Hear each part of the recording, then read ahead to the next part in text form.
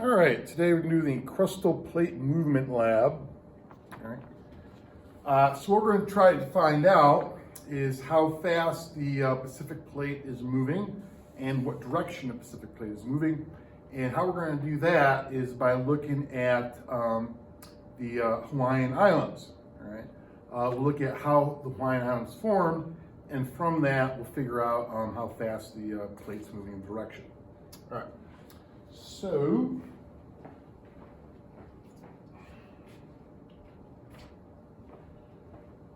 got to read this intro here. It says, most scientists believe that the Earth's crust is broken into pieces, much like the cracked shell of a hard-cooked egg. Those pieces are called crustal plates and are thought to be moving across the mantle, the layer of the Earth located directly under the crust.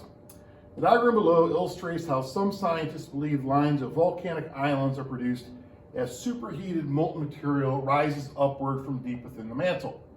The molten material breaks through the weak places in the crustal plate as the plate moves over the stationary hot spot in the mantle. In the diagram, the first volcano is the oldest and the second and third are progressively younger. The fourth volcano, the youngest, is still located over the hot spot in the mantle.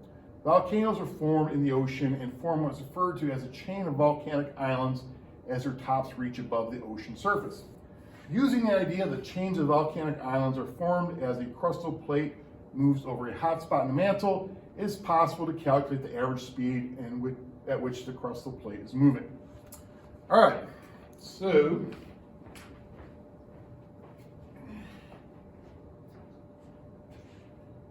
what we have here is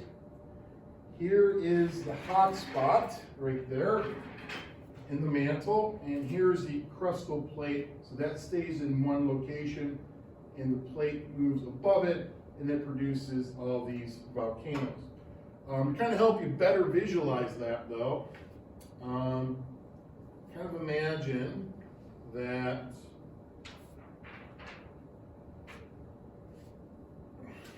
all right, so I have the ocean, green is the crust, and the H there is the hot spot.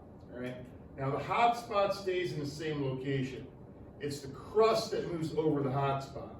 So the crust is moving like this, then it reaches a point where there's like a little weak spot in the crust. The superheated material here ends up kind of busting through and makes the volcano. And if the volcano is big enough and reaches the surface of the water, it makes the volcanic island. So this volcano will keep on erupting as long as it's over the hot spot. But as time goes by, the plate keeps moving, and that's no longer over the hot spot, so that volcano is not going to erupt anymore. And what's going to happen is it reaches another weak spot in the crust, like right here, and the superheated stuff's able to burst through and make another volcano like that. Now this one's going to be the erupting volcano. And as time goes by, the plate keeps on moving. All right. Now, right here.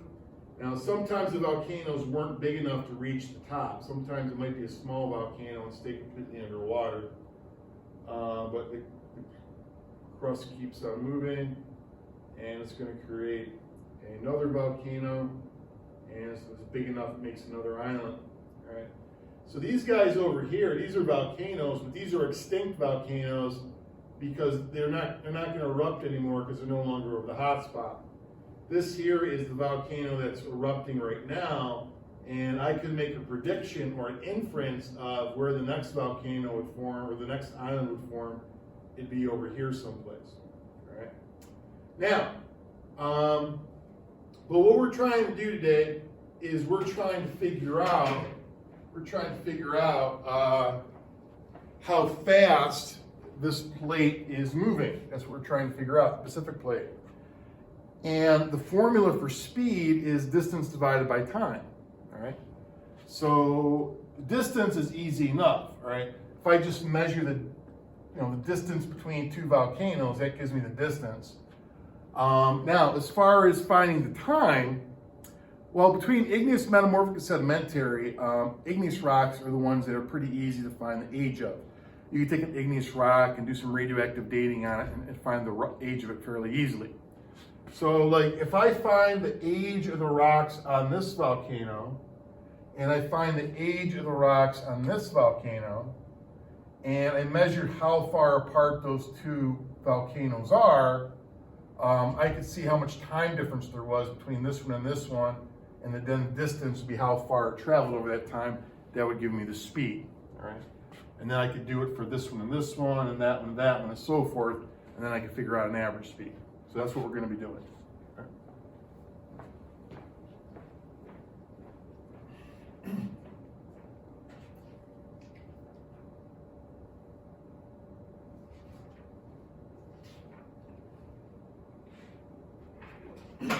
Right.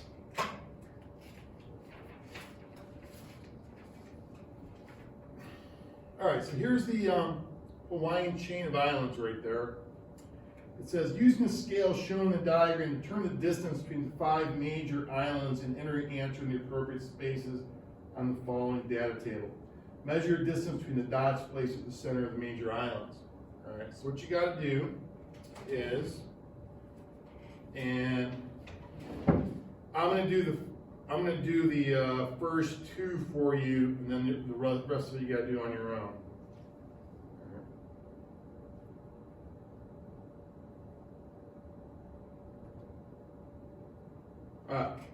So between Maui and Hawaii, all right, I'm going to go from center of island to center of island. So I take a piece of paper like this.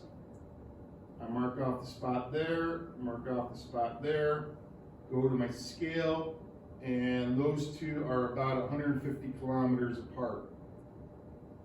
So I write that right there. Between Maui and Molokai, there's Molokai, there's Maui. I mark out the distance right there and right there. I go to my scale, and they look to be maybe about 80 kilometers apart. So I write that right there. All right, so you guys do these ones on your own between those other islands. 2, convert each distance from the kilometers to centimeters by multiplying the value in kilometers by 100,000. All right, so there's 100,000 centimeters in a kilometer. So if I want to convert that to centimeters, I just take that and multiply it by 100,000. I don't really need a calculator for that. I just have to add 5 zeros. So I write that, then I add 5 zeros. 1, 2, 3, 4, 5. I write that, then I add 5 zeros. 1, 2, 3, 4, 5. All right. So there are 15 million centimeters between Hawaii and Maui, and there are 8 million centimeters between Maui and Molokai. Okay, next, difference in the approximate age of the 2 islands. All right.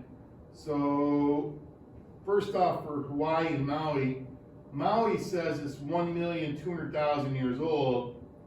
Hawaii, it says it's 0 years old. And the reason why it's 0 years old is Hawaii is still forming, it's still erupting, that's why it's 0. But anyway, so I have to subtract those 2 numbers to get the difference in age. So this is an easy one. 1,200,000 minus 0 is 1,200,000. Between Maui and Molokai, Molokai is 1,500,000, Maui's 1,200,000. So 1,500,000 minus 1,200,000 is 300,000 years. Right? That's how much time went by between when those 2 islands formed. Right? And then you're going to do the exact same procedure for these next guys. Next,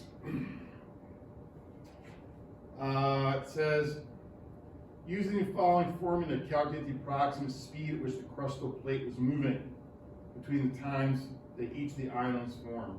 Right? So its speed of crustal movement is distance between the 2 islands in centimeters divided by difference in the approximate age of the 2 islands. All right? So for Hawaii and Maui are 15 million centimeters apart. So I'm going to go 15 million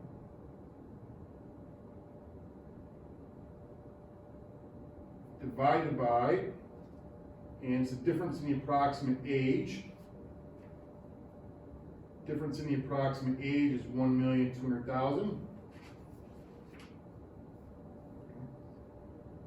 1,200,000.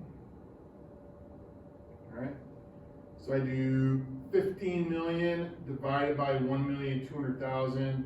Punch it in my calculator, and I'll get 12.5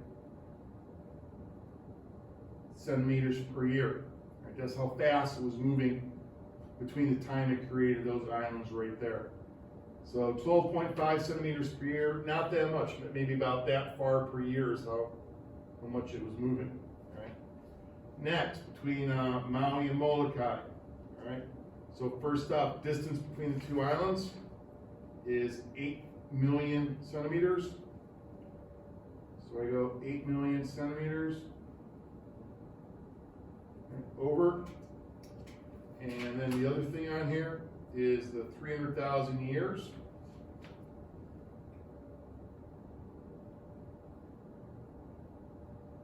Okay. So 8 million divided by 300,000. That would, I punch it in my calculator, that's 26.7 centimeters per year. So the plate was moving a little bit faster between when those two islands formed. All right, so you're going to do the exact same procedure for these guys right here. Next thing you have to do is then you have to calculate the average speed. So you're going to calculate the average of those numbers, and that's going to go right there. And then you have a bunch of questions. Now, one more thing I want to go over that I haven't yet is how you figure out what direction the plate's moving. Okay. So now let's say I'm looking at top view of that hot spot. Right. So let's say there were 3 islands. All right.